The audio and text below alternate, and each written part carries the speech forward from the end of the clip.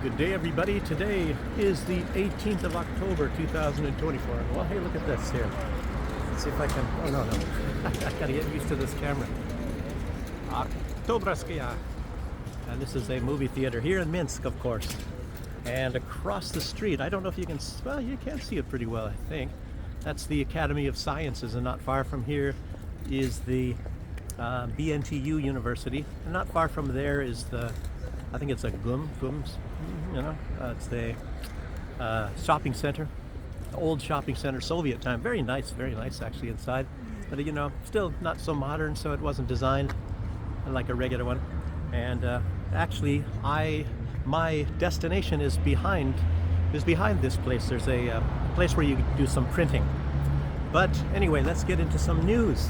I'll tell you what, there's some really strange things going on, and it looks like there's some kind of big news. I don't know if it's not been mentioned because, and I say this because the gold prices have really shot up. I think they went up like in one day, I don't know, 30 euros or something.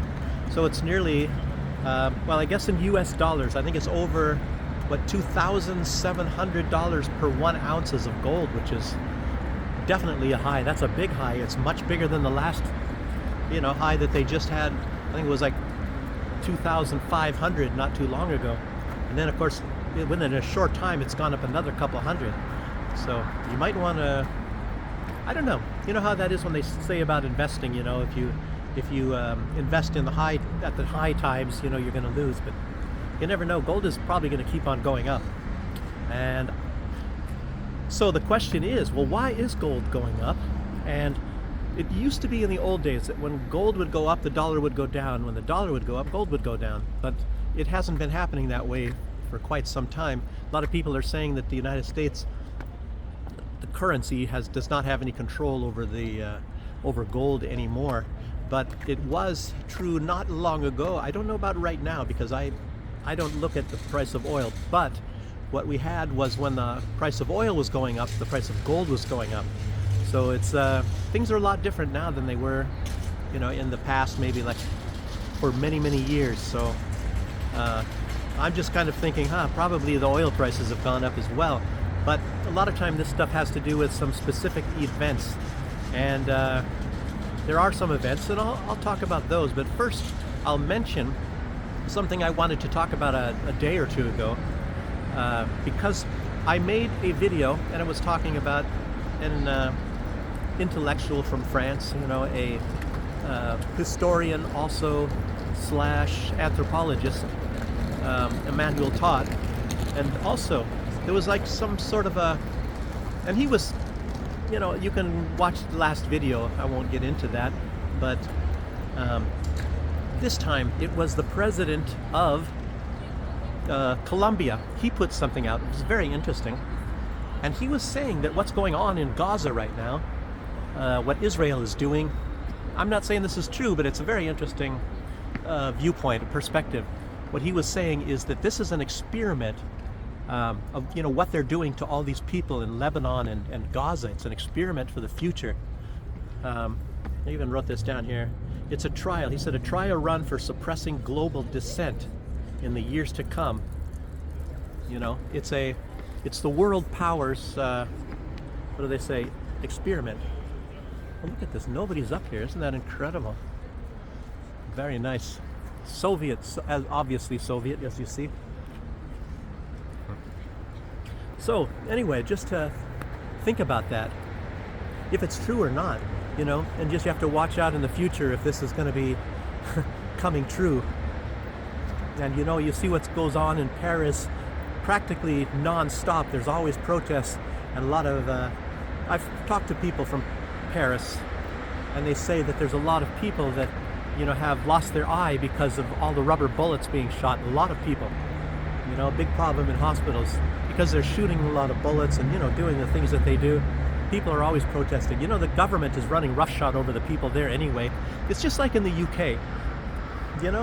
These governments, these Western governments, they want more and more and more money to make more wars, and to do whatever the heck they do with all this money.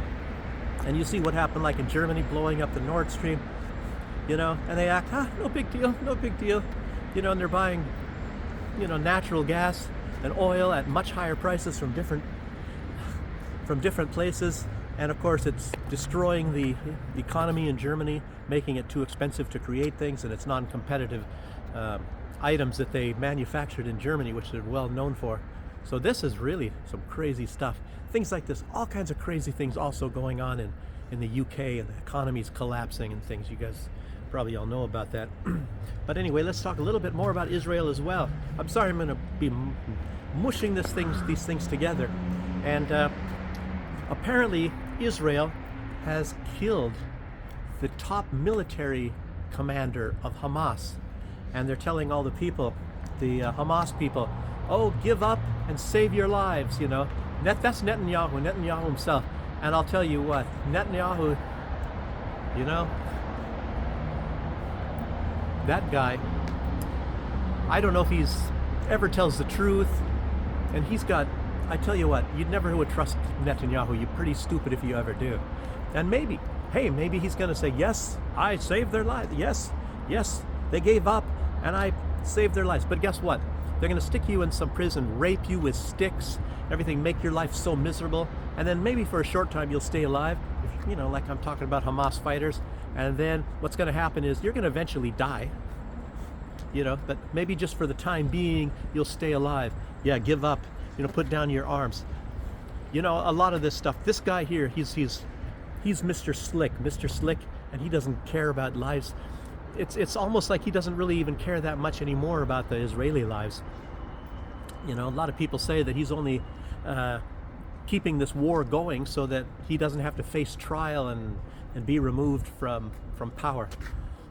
I don't know. Well, you know, you get removed from power. I think it's not just getting removed from power. I guess he will face prosecution and probably go to prison for, I think it's a lot of corruption, you know, having to do with money and things like that.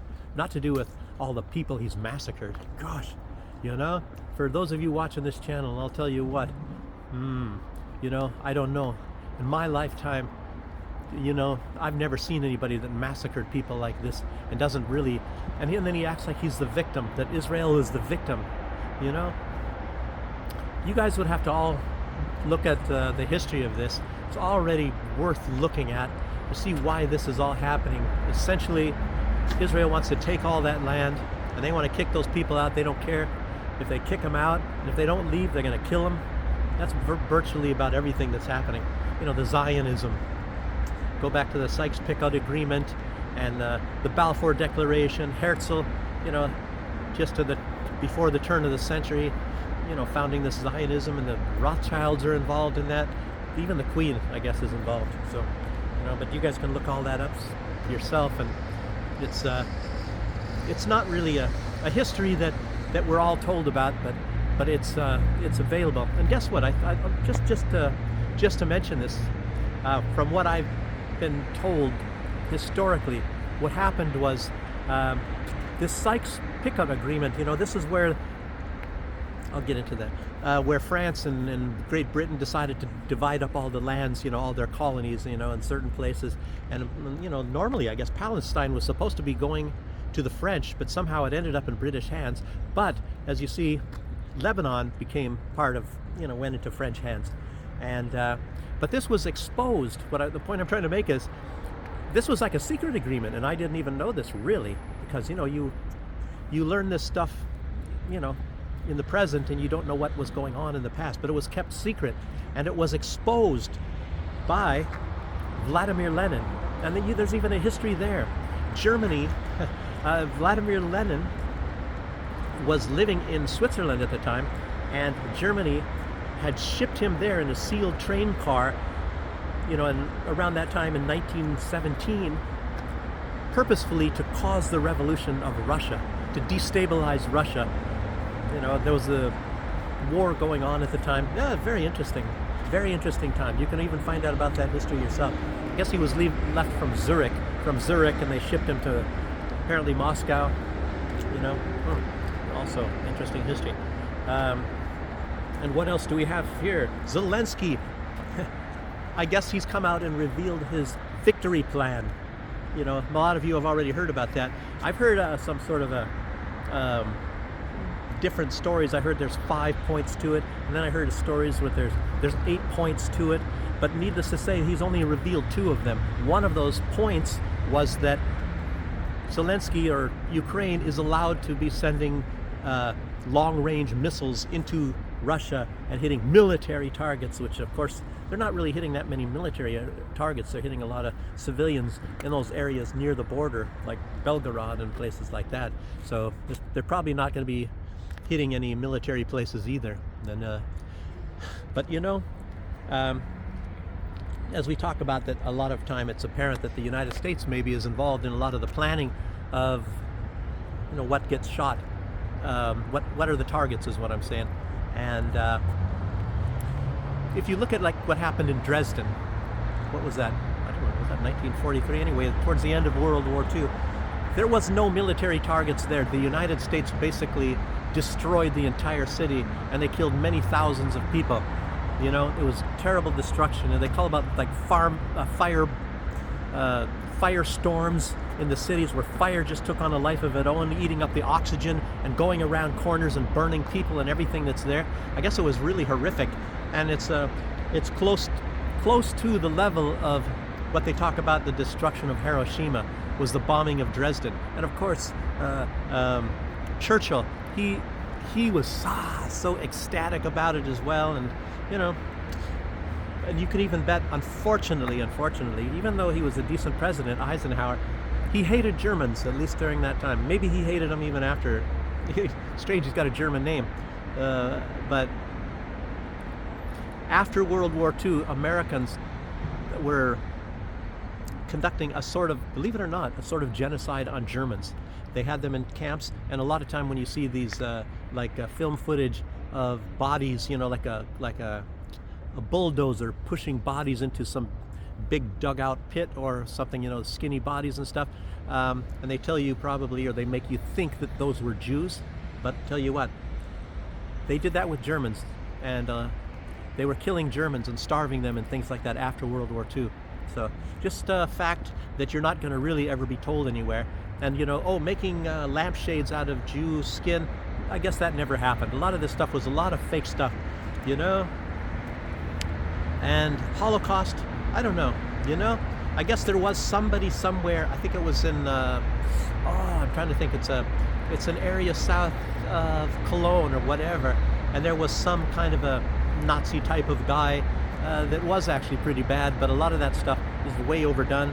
And I think I don't know if I'm going to be kicked off of YouTube for saying this, but they say that the amount of people that were killed, and this is official records, this is undeniable official records, it was less, you know, that died in these concentration camps and all that everywhere, or, you know, and not that they, I think, like I said, there was that one place that maybe they actually did kill people, and that's not even talked about. It's not even anything in the news, which is very strange.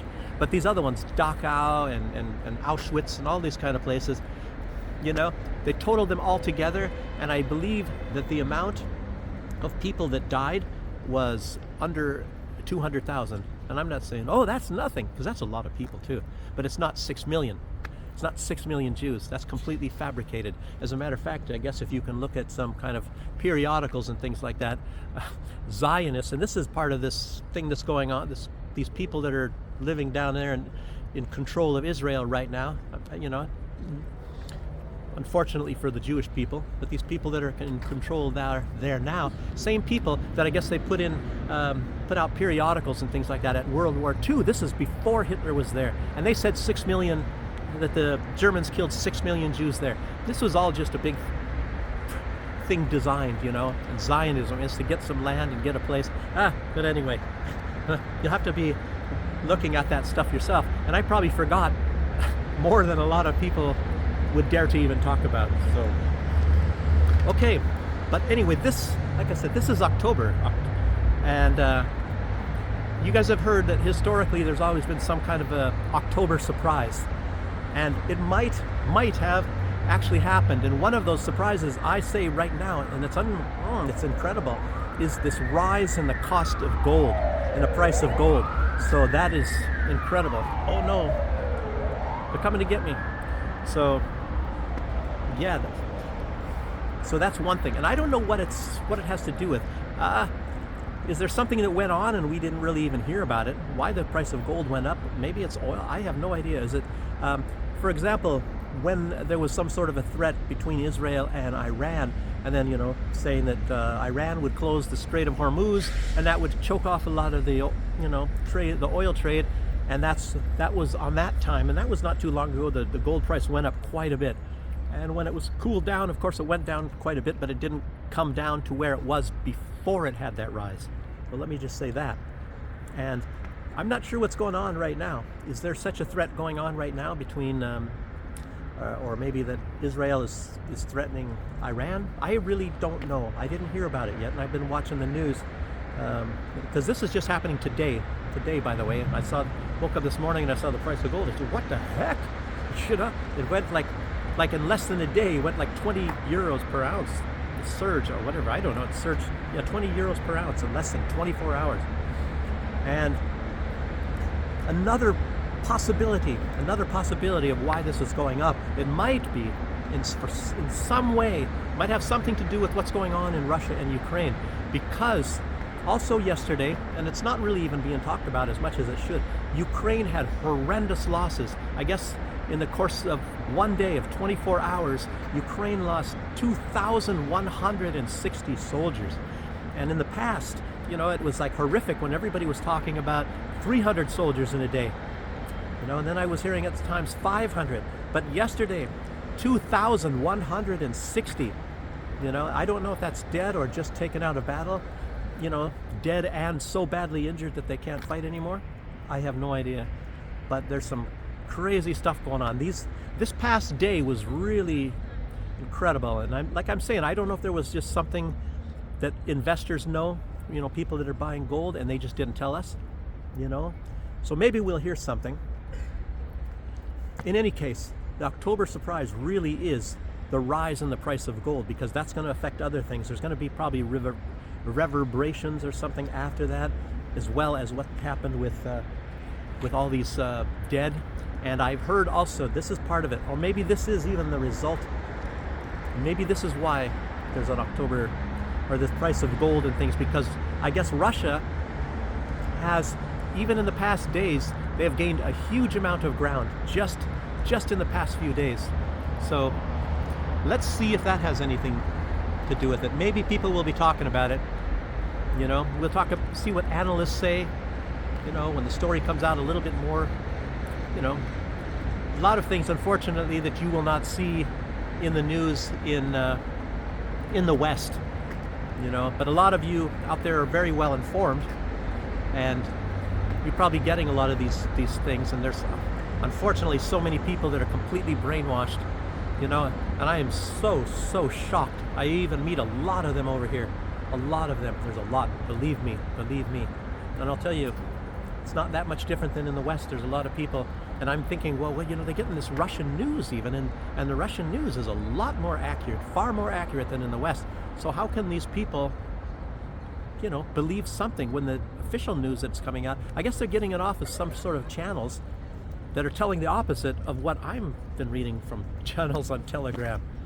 Very interesting. I don't even know what these channels are. I don't know. So anyway, that's about all I wanted to put out. So this is going to be like, some important things in this video. And you can share them with other people if you want, get me some more views anyway. Let me know how I'm doing. I appreciate a lot of you guys having some comments and saying positive things. So that's very nice. Okay, and that's it. With no more ado, I have to go get something printed here. And thanks for joining me, and I'll see you on the next one. Bye-bye.